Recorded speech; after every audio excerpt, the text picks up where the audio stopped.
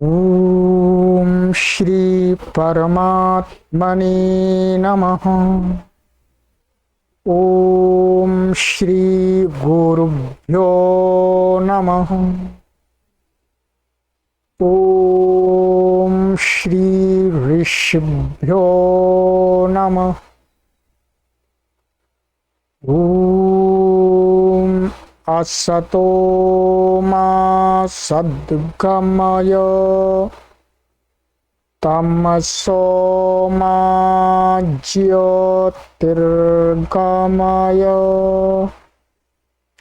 मृत्योर्मामृतं गमय। ओम शांति शांति शांति। सर्वेभ्यो नमः। देववाणी संस्कृतं यूट्यूब चलदृश्यं प्रति भवतां भवतीनां च हार्दं स्वागतम्। मित्रों, देववाणी संस्कृतम यूट्यूब चैनल पर त्रैमासिक संस्कृत शिक्षण की लाइव कक्षा संख्या 99 को आज हम पढ़ने जा रहे हैं। 99 कक्षा संख्या 99 को पढ़ने जा रहे हैं।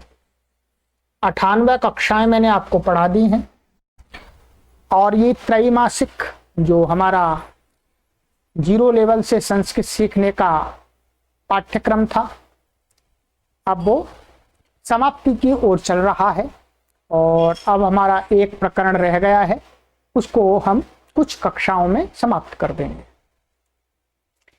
ये मैंने एक ऐसा कोर्स तैयार किया है मित्रों कि कोई भी व्यक्ति शुरू से संस्कृत सीखने की इच्छा करता है, उसको पुस्तकों की जानकारी नहीं है, उसके पास पुस्तक नहीं है, पुस्तक खरीद नहीं सकते हैं, परंतु संस्कृत को सीखना चाहते हैं।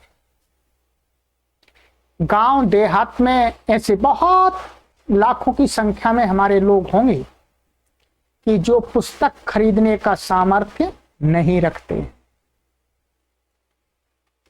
परंतु वो भी संस्कृत सीख जाएं, इसके लिए मैंने ये महान परिश्रम किया और महान परिश्रम करके आपके लिए मैंने त्रैमासिक ये कोर्स तैयार किया है और बहुत ही अच्छी प्रकार से क्रमबद्ध तरीके से सारी चीजों को इसमें जो संस्कृत विषयक संबंधी जो चीजें हैं, विषय हैं, उन सब को मैंने इसमें संकलित किया है। कोई भी पाठक शुरू से इस कोर्स को पढ़ने के लिए प्लेलिस्ट में एक कॉलम बना दिया है, त्रैमासिक संस्कृत शिक्षा, उस पर आप क्लिक करके पढ़िएगा। क्रमानुसार आप कक्षाओं को पढ़ते जाइएगा, अपना गृह कार्य भी करते जाइएगा, ठीक है। और ये एक ऐसा कोर्स तैयार कर दिया है कि आपको इस कोर्स की सामग्री पूरी की पूरी तरह से कहीं पुस्तक में उपलब्ध नहीं है, ठीक है। परंतु फिर भी बहुत सारे पाठक ऐसे भी हैं जो पुस्तक लेने का सामर्थ्य भी रखते हैं। वो ये चाहते हैं कि हम पुस्तकों का भी हमको सहयोग मिल जाए, पुस्तकों को भी थोड़ा थोड़ा देखते रहें और इस कोर्स का भी सहारा ले लें। उनके लिए मैं 3 पुस्तक सजेस्ट करता हूं। एक ये प्रारंभिक रचनानुवाद कौमुदी को आप मंगा लीजिएगा, इस कोर्स में आपकी सहायता करेगी पुस्तक। दूसरी पुस्तक है जो कि इसका 2nd लेवल का कोर्स है, उसको पढ़ने के लिए रचनानुवाद कौमुदी पुस्तक है, इसको आप मंगाइएगा। और तीसरी पुस्तक है इसी का जो 3rd लेवल होगा, लास्ट लेवल होगा संस्कृत का, वहां ये पढ़ाई जाएगी प्रौढ़ रचनानुवाद कौमुदी। तो इसको इन पुस्तकों को 3 पुस्तकों को आप मंगा सकते हैं। यदि आप पुस्तक का भी सहयोग लेना चाहते हैं तो ये पुस्तक कहाँ पर मिलेंगी? ये पुस्तक आपको आसपास में मिल सकती है तो वहां से ले सकते हैं।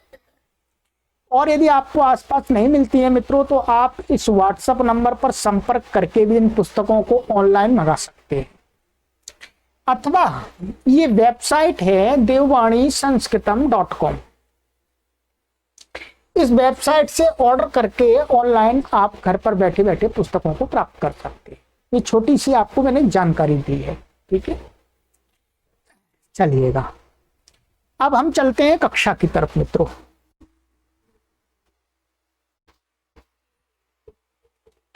अब हमारा जो अंतिम है जो प्रकरण है वो है समासः। समास संस्कृत भाषा का एक बहुत जटिल और कठिन और अत्यावश्यक प्रकरण है, ठीक है।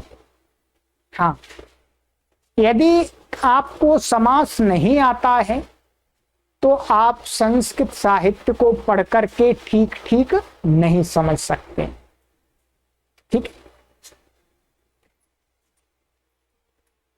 और पूरा समास आप धीरे धीरे सीखेंगे। इस कोर्स में मैं आपको बेसिक लेवल का समास पढ़ाऊंगा, ठीक है, जो बहुत ही आपके लिए जरूरी है। उन समासों को सभी को पढ़ाऊंगा। समास तो सारे पढ़ाए जाएंगे परंतु विस्तार से आपको आगे जो व्याकरण की कक्षा है उसमें आपको पढ़ सकते हैं आप। तो समासः नियम है 85-84 नियम हमारे हो गए हैं, ठीक है। अब आप अपनी नोटबुक को खोल लीजिएगा, लिखने का कार्य तो आरंभ करना ही पड़ेगा, ठीक है। लिखिएगा समासः। विचार करते हैं आप धीरे धीरे समास को पढ़ाते पढ़ाते इस पाठ्यक्रम का भी, इस कोर्स का भी हम समाप्त कर देंगे समास पे ही समाप्त कर देंगे। चलिएगा लिखिएगा नियम 85 समासः।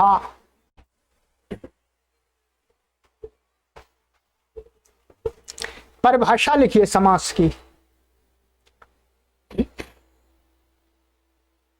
दो या दो से अधिक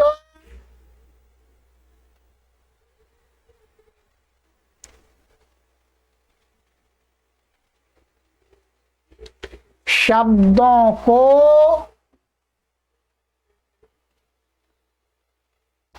जोड़ने को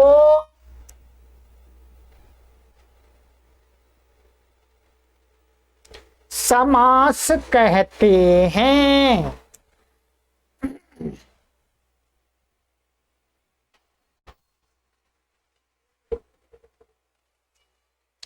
समास का अर्थ है संक्षेप।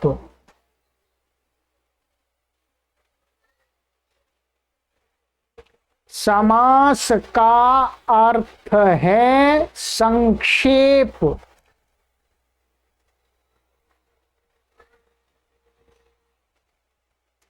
समास करने पर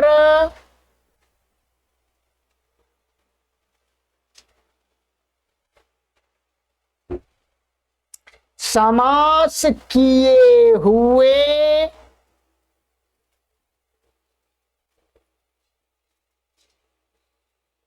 शब्दों के बीच की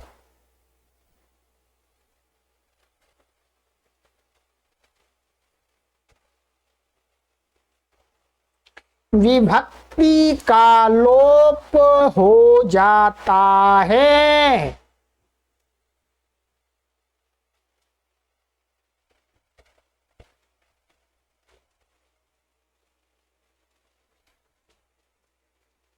अर्थात हट जाती है, अर्थात विभक्ति हट जाती, अर्थात यहां लगे विभक्ति, विभक्ति लिख लीजिएगा, विभक्ति हट जाती है।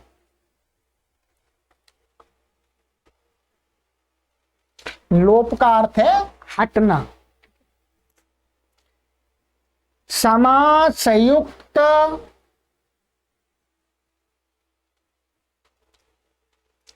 अनेक शब्द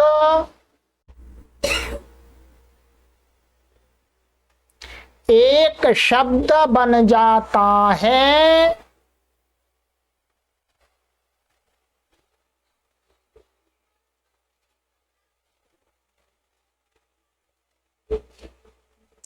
तथा अंत में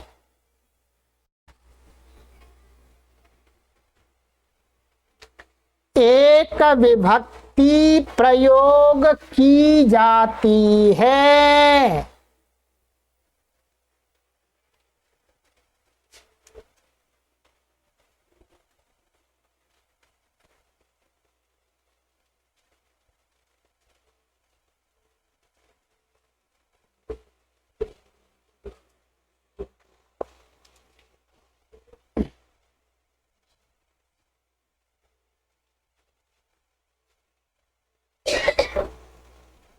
चलिएगा, अब इसको पहले देखिएगा, इसको समझिएगा, फिर मैं आगे लिखाता हूं आपको। देखिएगा, परिभाषा समास की क्या बताई कि दो, एक नहीं दो, कम से कम दो, और दो या दो से अधिक। अधिक कितने भी हो सकते हैं, 3 भी हो सकते हैं, 4 भी हो सकते हैं, 5 भी हो सकते, 6, 7, 8, 9, 10, कोई संख्या नहीं। कम से कम दो और दो से अधिक कितने भी शब्द हों, उनको जोड़ने का, शब्दों को जोड़ने का। ठीक है, जब शब्दों को आपस में हम जोड़ते हैं, ठीक है, तो उसी को क्या कहते हैं, संस्कृत भाषा में समास कहते हैं। क्या बोलते हैं, समास। समास का अर्थ है संक्षेप। ठीक है, जब दो या दो से अधिक शब्दों को हम जोड़ देते हैं तो उनके अंदर संक्षिप्तता आ जाती है, वो छोटे बन जाते हैं। जब वो अलग अलग रहते हैं तो उनका आकार, वर्णों की संख्या अधिक हो जाती है, परंतु जब उसको हम दो या दो से अधिक शब्दों को मिला करके जोड़ देते हैं तो उन शब्दों के वर्णों की संख्या कम हो जाती है। इसलिए समास का अर्थ का संक्षेप, संक्षेप अर्थ भी होता है। ठीक है,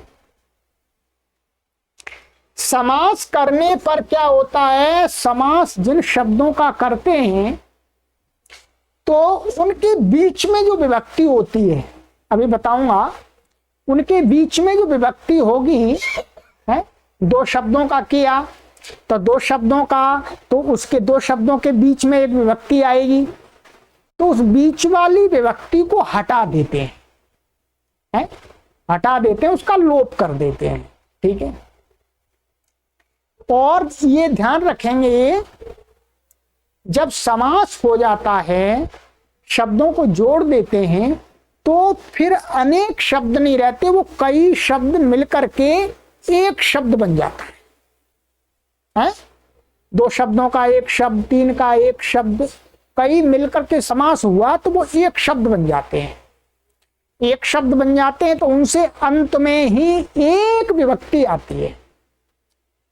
सभी शब्दों से विभक्तियां नहीं आती हैं, अंत में एक विभक्ति आ जाती है। ठीक है, ये इसका मोटा सा आपको अर्थ बताया। अब देखिएगा, जैसे, उदाहरण लिखिएगा, जैसे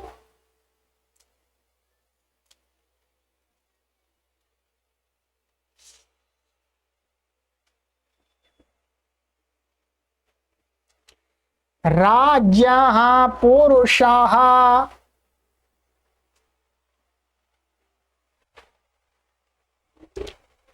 राजपुरुषः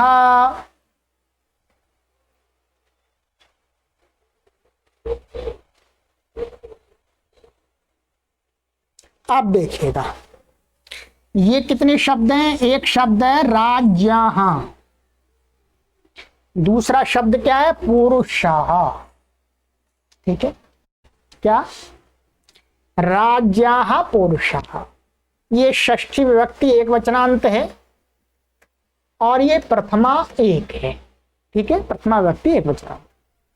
इसका क्या हुआ, राजा का पुरुष।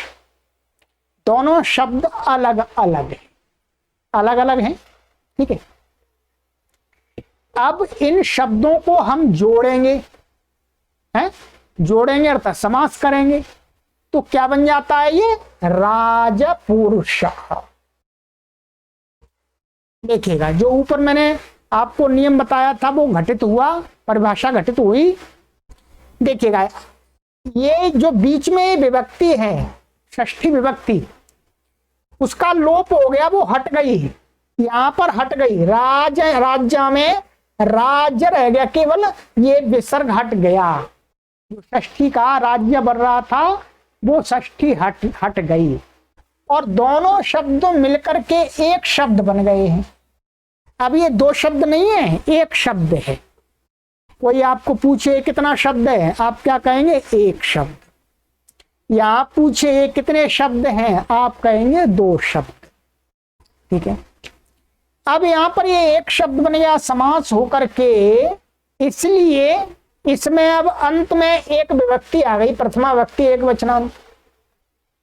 कुछ भी आ सकती है, द्वितीया भी आ सकती है, तृतीया भी आ सकती है, चतुर्थी भी आ सकती है, पंचमी भी आ सकती है, षष्ठी सप्तमी भी आ सकती है, संबोधन भी आ सकता है, द्विवचन भी आ सकता है, बहुवचन भी आ सकता है, कुछ भी आ सकता है, पर एक ही विभक्ति आएगी।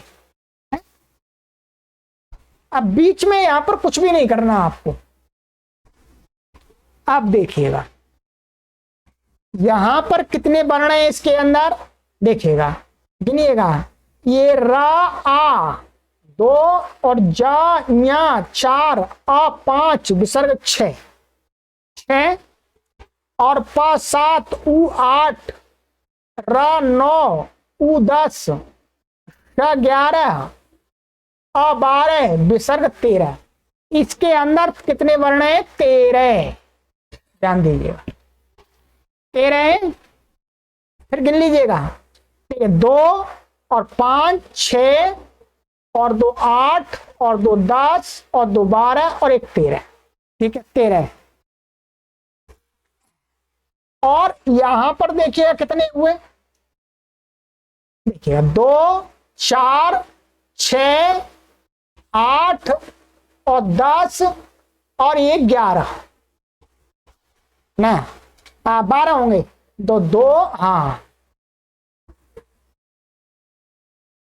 2 4 6 और 8 और 10 और ये 11, ये 11।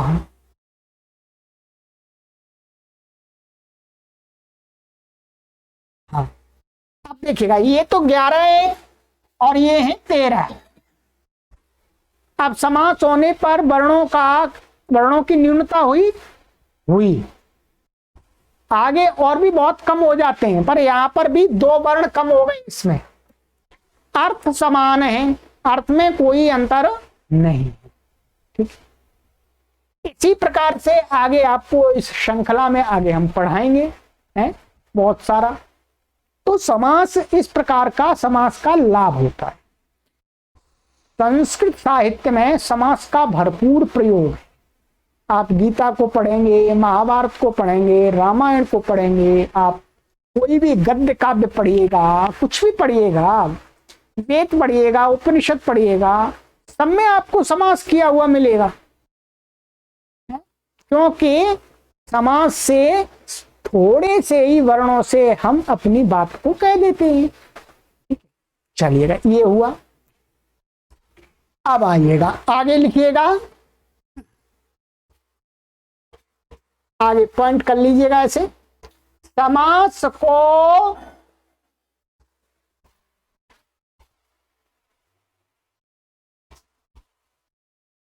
तोड़ने को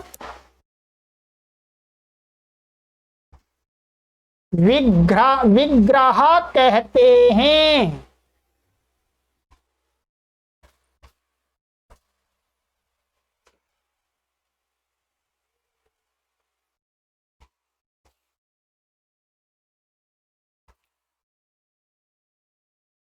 क्या हुआ? हैं जैसे राज्यः पुरुषः,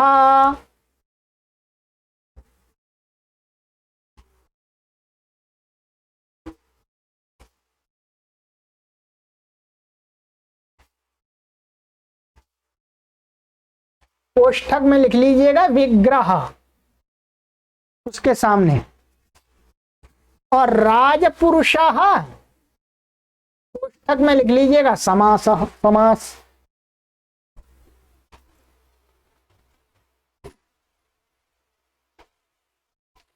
अब देखिएगा क्या है, किसी समास किए हुए शब्द को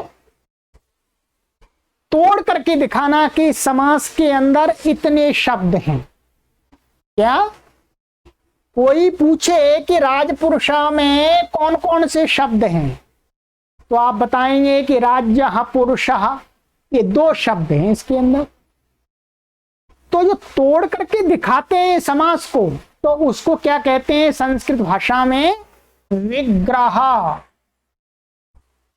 क्या कहते हैं बोलो? विग्रह। ये आप धीरे धीरे बुद्धिगत हो जाएंगे, आपको कोई परेशानी नहीं आएगी, ठीक है। और जब समास कर देते हैं, इसको जोड़ देते हैं, तो समास समास बन जाता है, ठीक है। चलिएगा, यहां समास में षष्ठी विभक्ति हटा दी गई है। समास का करने का फायदा क्या है? षष्ठी विभक्ति थी, हटा दी गई यहां से, तो समास हो गया। ये बता दिए, समझा दिए। अब देखिएगा, अब आगे आइएगा, आगे लिखिएगा।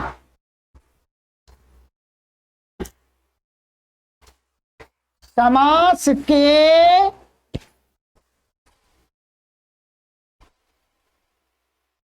मुख्य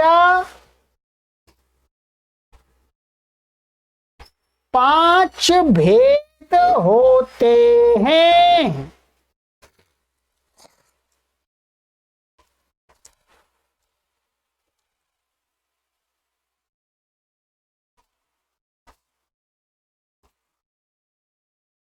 नंबर 1, केवल समासः।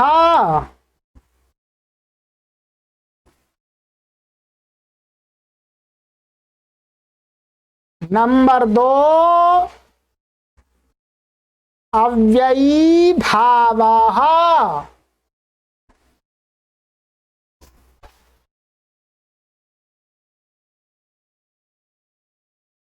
नंबर 3, तत्पुरुषः।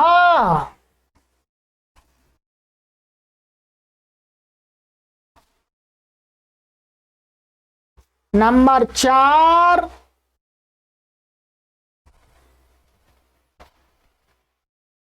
बहुव्रीहि।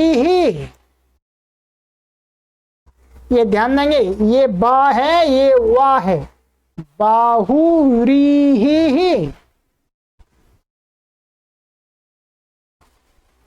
नंबर 5, द्वंद्वाः।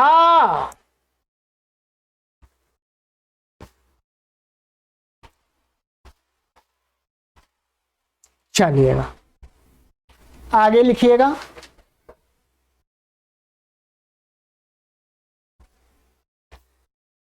तत्पुरुष के ही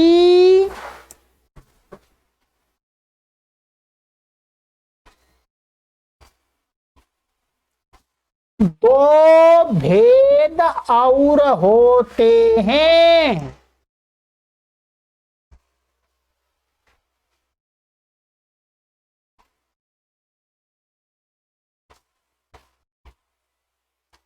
नंबर 1, कर्मधारयः।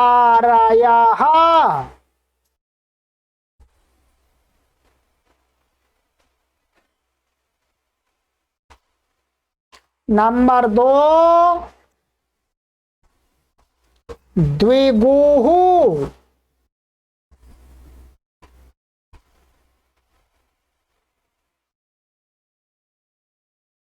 आगे लिखिएगा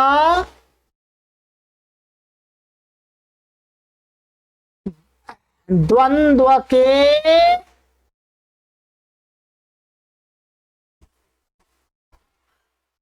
द्वंद्व माने द्वंद्व समास, जो मैंने अभी लिखाया द्वंद्व समास के, समास लिख लीजिए, द्वंद्व समास के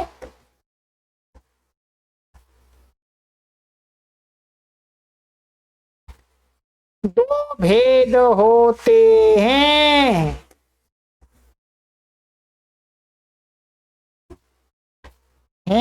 ठीक है।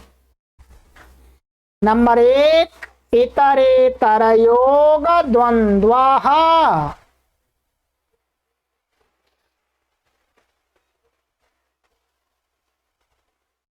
नंबर 2 समाहार द्वंद्वाः।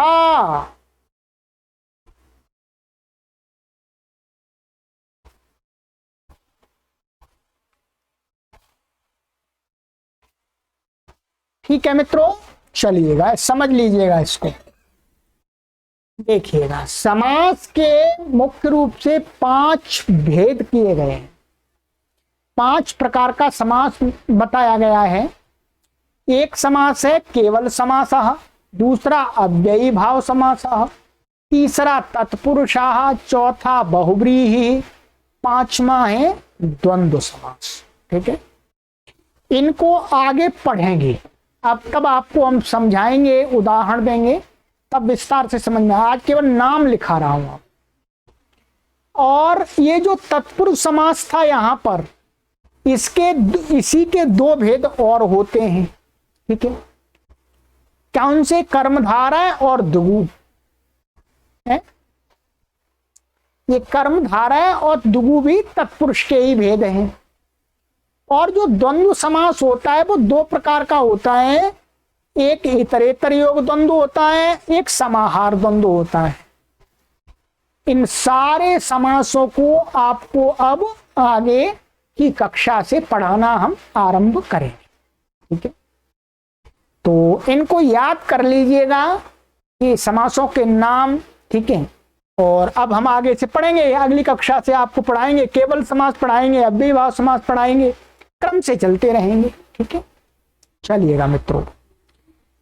अब मेरा आपसे ये निवेदन है मित्रों, ये कोर्स मैंने 1 करोड़ लोगों को निःशुल्क संस्कृत भाषा सीखने के लिए बनाया। अब आप इसमें क्या योगदान कर रहे हैं? क्या आप इस कोर्स को आगे अपने परिचित मित्रों तक पहुंचा रहे हैं अथवा नहीं? 1 करोड़ लोगों को मैं अकेला कैसे पहुंचा दूंगा? मित्रों, आपसे निवेदन करता हूं कि आप इस कोर्स को अपने आगे सोशल प्लेटफॉर्म पर शेयर कीजिएगा।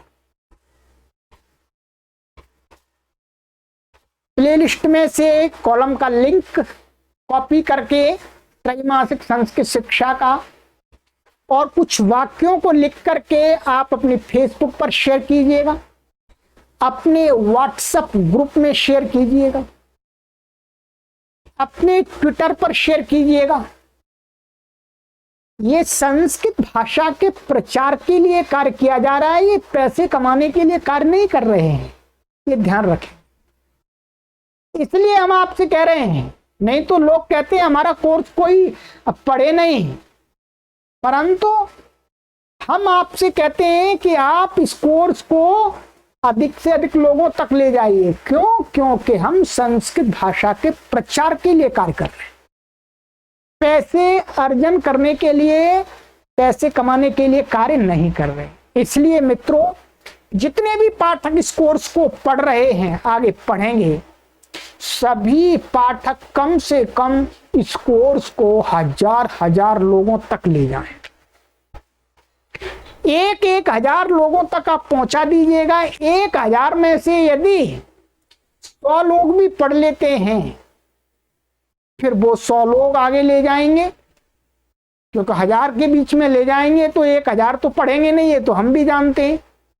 परंतु 1000 में से 100 या 80 मान 100 और 80 लोग जरूर पढ़ेंगे। इतना करना ये आपका कर्तव्य है, यही आपकी गुरुदक्षिणा है, यही आपकी फीस है, यही आपका शुल्क है। ठीक है, हम अपने लक्ष्य के लिए लगे हुए हैं, पुरुषार्थ कर रहे हैं। चलिए आगे की कक्षा में मिलते हैं। सर्वेभ्यो नमः।